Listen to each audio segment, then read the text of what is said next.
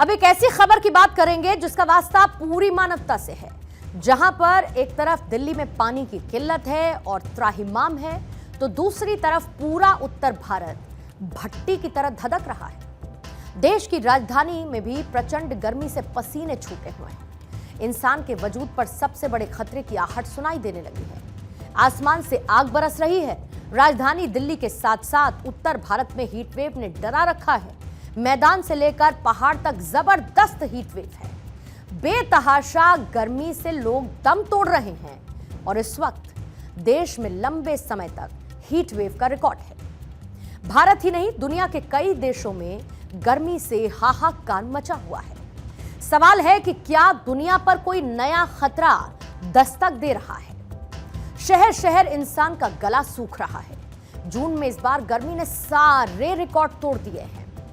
Delhi NCR में 3 दिन का हीट वेव का रेड अलर्ट है। येलो नहीं, ऑरेंज नहीं, रेड अलर्ट है, यानी कि सबसे घातक। आज दिल्ली का अधिकतम तापमान 45 डिग्री सेल्सियस दर्ज किया गया। आईएमडी ने उत्तर प्रदेश, हरियाणा, दिल्ली, चंडीगढ़, जम्मू, हिमाचल प्रदेश, पंजाब, राजस्थान, बिहार और साथ साथ झारखंड में भी हीट वेव का अलर्ट जारी किया है। भीषण गर्मी और लू के थपेड़ों ने लोगों का हाल बेहाल कर रखा है। मौसम विभाग ने 19 जून से गर्मी से कुछ राहत मिलने के संकेत तो दिए। 20 जून को गरज के साथ हल्की बारिश होने की संभावना व्यक्त की है मौसम विभाग की तरफ से। मौसम वैज्ञानिकों ने दिल्ली में जो रेड अलर्ट जारी किया गया उसके पीछे 3 पॉइंट्स को रखा है। आइए उसको समझा देते हैं। पहला क्या है? मैक्सिमम टेम्परेचर, जो कि सिवियर हीट वेव की तरह है। दूसरा क्या है? वार्म नाइट्स, जिसे सिवियर वार्म नाइट्स कहते हैं, यानी कि मिनिमम टेम्परेचर भी बहुत ही एलिवेटेड है, मच अबव नॉर्मल। और तीसरा, स्ट्रॉन्ग सरफेस विंड ब्लो। ये 3 ऐसे कारण हैं जो कि प्रचंड गर्मी को लेकर जो आधार के तौर पर रखे गए हैं, और इसको लेकर मौसम विभाग ने आने वाले कुछ दिन में राहत की बात जरूर कही है। वार्म नाइट होने से क्या होता है, मैक्सिमम दिन का जो मैक्सिमम टेम्परेचर जल्दी पहुंच जाती है, यानी कि जो मैक्सिमम टेम्परेचर आपका 11:30 या 12-1 बजे होती है, वो 9-9:30 बजे तक पहुंच जाती है। वो भी बहुत खतरनाक होती है। ये दोनों कारण के साथ तीसरी कारण है स्ट्रॉन्ग सरफेस विंड्स ब्लो कर रही है, जो 25 से 35 किलोमीटर प्रति घंटा और 45 से 47 डिग्री का टेम्परेचर के साथ बह रही है। ये 3 कारणों से हमने पूरा नॉर्थ इंडिया में आज रेड अलर्ट दे चुके हैं। मगर हमारा ये जो रेड अलर्ट का जो वार्निंग है, कल से हम थोड़ा घटाएंगे। लेकिन इन सबके बीच सबसे बड़ा सवाल यही है कि धधकती धरती की वजह क्या है? भारत ही नहीं, दुनिया के दूसरे हिस्सों में भी भीषण गर्मी के बड़े कारण क्या हैं, उनको भी आइए आपके सामने रखती हूं। क्या असामान्य गर्मी की वजह सिर्फ ग्लोबल वार्मिंग है?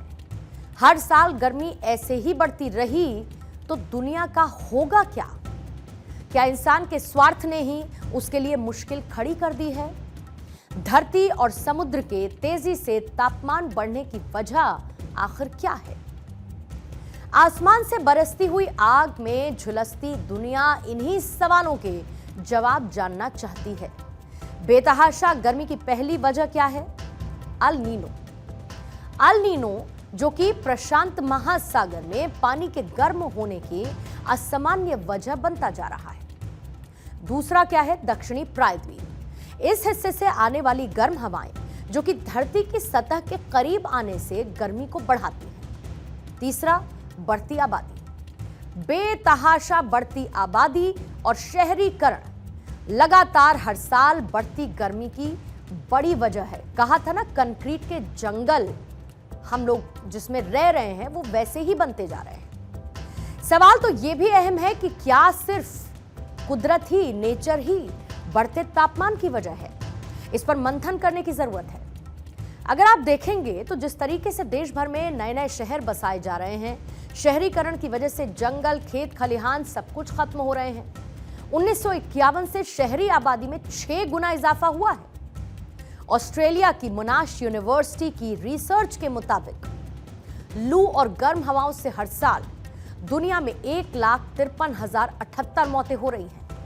और इससे और ज्यादा चिंता की बात क्या हो सकती है कि इसमें से हर 5वीं मौत भारत में हो रही है।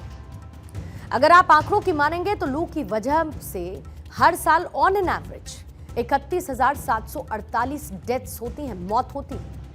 और ऐसे में बढ़ती हुई गर्मी और लू हीट वेव से बचाव के लिए कहीं ज्यादा संजीदा रहने की जरूरत है, क्योंकि आने वाले वक्त में धरती के और भी ज्यादा गर्म होने की आशंका व्यक्त की जा रही है।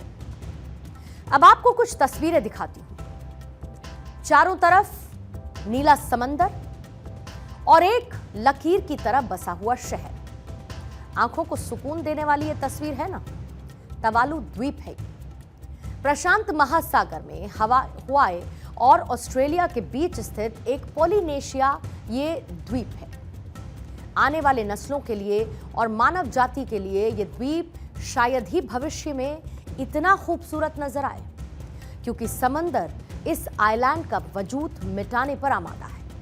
और इसकी सबसे बड़ी वजह है तपती धधकती धरती। ग्लोबल वार्मिंग का शिकार यही देश सबसे पहला बनेगा। तुवालू देश ऑस्ट्रेलिया से करीब 5,000 किलोमीटर की दूरी पर है। प्रशांत महासागर में 26 स्क्वायर किलोमीटर में फैला हुआ यह देश दुनिया का सबसे छोटा चौथा देश है। इस देश की ऊंचाई समुद्र तल से सिर्फ 2 मीटर की है, यानी समंदर का बढ़ता हुआ जलस्तर द्वीप के किनारों को निगल रहा है। और माना यह जा रहा है कि अगर इसी तरीके से गर्मी बढ़ती रही तो यह देश इतिहास के पन्नों में दर्ज हो जाएगा। ग्लोबल वार्मिंग के असर के चलते समुद्र का तापमान रिकॉर्ड लेवल पर पहुंच चुका है। समुद्र का रोजाना औसतन तापमान 21 डिग्री सेल्सियस दर्ज किया जा रहा है। इससे पहले 2016 में समुद्र का तापमान 20.95 था। एक रिपोर्ट यह कहती है कि 2030 तक आर्कटिक के ग्लेशियर गायब हो जाएंगे, यानी कि 6 साल बाद आर्कटिक में बर्फ नजर नहीं आने वाली है। ग्लेशियर पिघलने से 90 करोड़ लोगों की जिंदगी पर असर पड़ेगा। एशिया और यूरोप के कई देश इससे प्रभावित होंगे। मतलब यह है कि अगर आज नहीं जागे तो फिर बहुत देर हो जाएगी। और ये खतरे की घंटी पूरी मानव जाति के लिए एक बड़ा अलर्ट है। और भारत हर एक राष्ट्रीय मंच से इस ग्लोबल वार्मिंग का जिक्र जरूर करता है कि सभी देश एक साथ इस ग्लोबल वार्मिंग से निपटने के लिए साथ आएं और इससे लड़ें।